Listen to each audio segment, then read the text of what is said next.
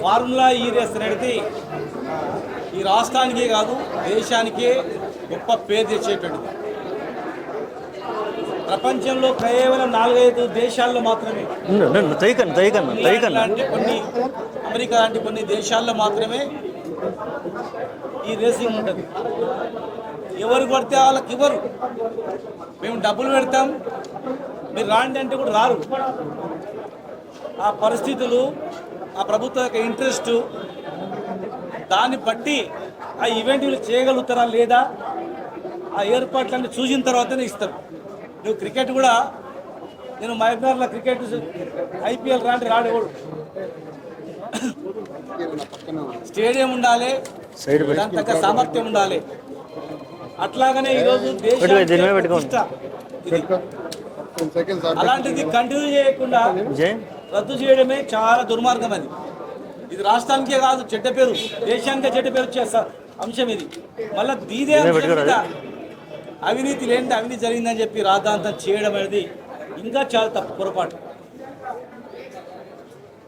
డబ్బులు అడిగితే కూడా కేసు అవుతుంది, డబ్బులు ఇచ్చిందని ఆధారాలు ఉంటే కూడా కేసు అవుతుంది.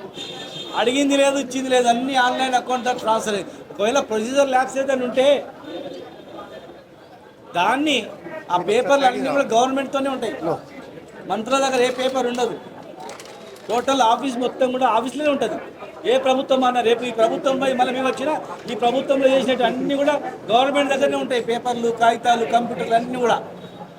అంతే తప్ప మంత్రుల దగ్గరనో, ఎమ్మెల్యే దగ్గరనో, చైర్మన్ దగ్గర అసలు ఉండవు అది. కానీ ఈ అంశాన్ని కేటీఆర్ గారు సహకరించడానికి వచ్చినా కూడా అడ్వకేట్లు వచ్చిండ్రు, వాళ్ళు వద్దు అనే సాకుతో పంపడం, దీన్ని కాలయాపన చేయడం, సహకరించలేదని చెప్పడం అనేది ప్రజలు ఎవరు నమ్మరు. ప్రజలు ప్రత్యక్షంగా చూస్తున్నారు ఈరోజు. నిజంగానే కేటీఆర్ గారు సహకరించకపోతే ఆడికి పోడు. సహకరించాలి కనుకనే ఒకే ఒక్కడు పోయిండు. అడ్వకేట్స్ ఎందుకంటే అడ్వకేట్స్ అంటే రాజ్యాంగం కల్పించిన హక్కు అది.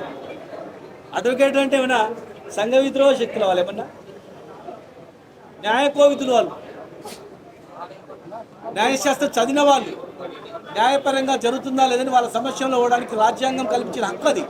దాని ప్రకారంగా అక్కడ పోయింది తప్ప ఇది రాజ్యాంగ వ్యతిరేకంలో, రాజ్యాంగేతర శక్తులను తీసుకుపోయింది కాదు కదా. అక్కడ నిజంగానే ప్రభుత్వానికి వారితోనే ఏమైనా కావాలని ఇన్ఫర్మేషన్ ఉంటే పిలుచుకొని అడగొచ్చు, అడ్వకేట్ సమస్యలను అడగొచ్చు.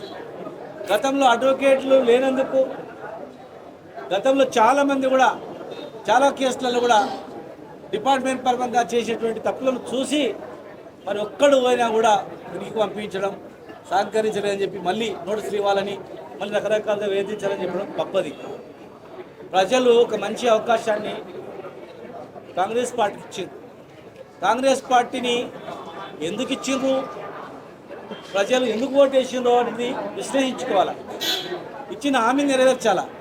నిన్ననేమో 12,000 రూపాయలు ఎకరాకి ఇస్తామన్నారు. మొన్న ఎలక్షన్ల కన్నా ముందు 14,000 అన్నారు. మరి 2,000 ఎకరాకి ఎందుకు తప్పించిండ్రు అని చెప్తలేరు. ఎంతమందికి ఇస్తారో అని చెప్తలేరు. ఏ రైతులకు ఇస్తారని చెప్తలేరు.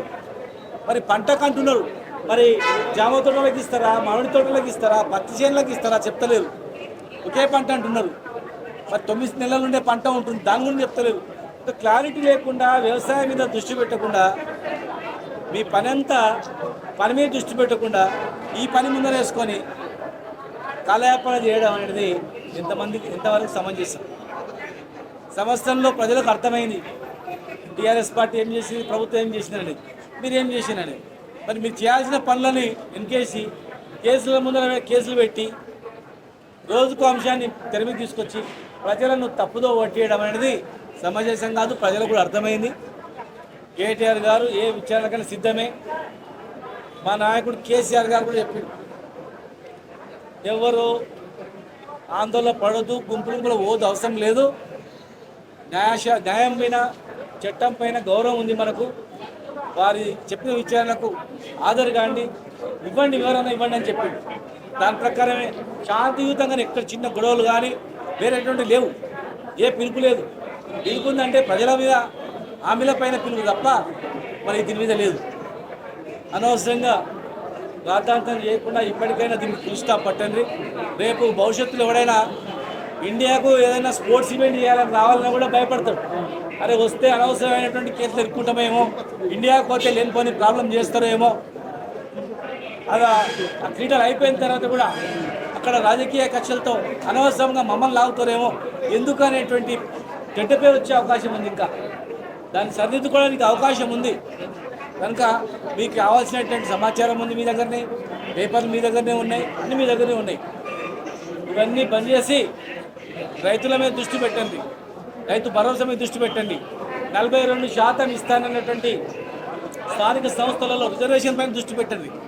మరి ఎలక్షన్ హడావుడి జరుగుతుంది, అందరూ పసిగడుతున్నారు. ఫిబ్రవరిలో మార్చిలో జెడ్పీటీసీ ఎంపీసీ ఎలక్షన్స్ వస్తాయని. మరి ఈ 2 నెలల్లో న్యాయపరమైన చిక్కులు లేకుండా 42% రిజర్వేషన్ ఇవ్వడానికి ఏమేం మార్గాల్లో ఆలోచన చేయండి. మళ్ళీ పుసుకుని ఎవరైనా కోర్టు వేయించి కోర్టు నుంచి డైరెక్షన్ తీసుకొచ్చి కోర్టులో పడ్డది ఏం చేద్దాం అని చెప్పి 42% మేము ఇద్దామనుకున్నాం కానీ ఇవన్నీ అయింది అని చెప్పి అట్లా చేస్తారో ఏమైనా అనుమానాలు చాలామంది కలుగుతూ ఉన్నాయి. కనుక మీరు అలాంటి న్యాయపరమైన చిక్కులు లేకుండా 42%, 100% ఇచ్చేటట్లు దాని మీద దృష్టి పెట్టండి. రైతు భరోసా మీద దృష్టి పెట్టండి. మహిళలకు ఇస్తానటువంటి హామీల మీద దృష్టి పెట్టండి. ఆ పక్కకు పెట్టేసి నెలకొక అరెస్టు, నెలకొక కేసుల మీద ప్రజల దృష్టి మళ్లించొద్దని కేటీఆర్ గారు ఏ విచారణకైనా సిద్ధం. మీ ఏ సమాచారం కావాలో మీ దగ్గరనే ఉంది. కొత్త కొత్త అంశాలను ఏమైనా ప్రజలను తప్పుదో పట్టించొద్దని చెప్పి ప్రభుత్వానికి మేము కోరుతాము.